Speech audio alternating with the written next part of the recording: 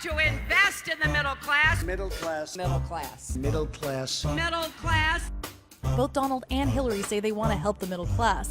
And with the middle class accounting for 51% of Americans, some say whoever wins that vote could win on Tuesday. But who exactly is in this key voting bloc? Today's middle class isn't what it was 15 years ago. That's because people keep getting squeezed out of the middle. It's partly to do with the fact that their paychecks haven't kept up with inflation. Up until the turn of the 20th century, the incomes of middle-class Americans grew pretty quickly.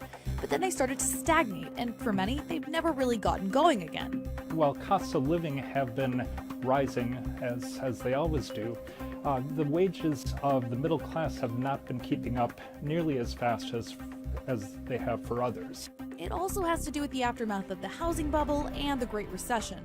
Middle-class households who were stretching to afford a home, many of them, their home value plunged, and they're trying to dig their way out. This bedrock of the American dream shows just how tight this squeeze has become.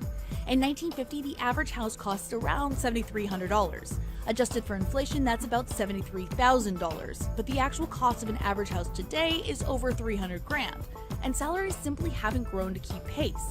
The blame game for the squeeze is playing a major role in the election, especially in states where the middle class once flourished. He stood there at the Detroit Economic Club in front of the Ford Motor executives and said to them, because they announced they're closing all their small car factories in the U.S., in Detroit, and moving them to Mexico.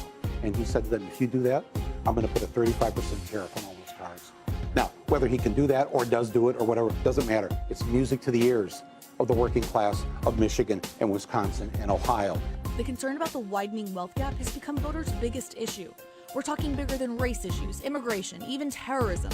And a lot of these middle-class voters see Trump as undermining the system responsible for it.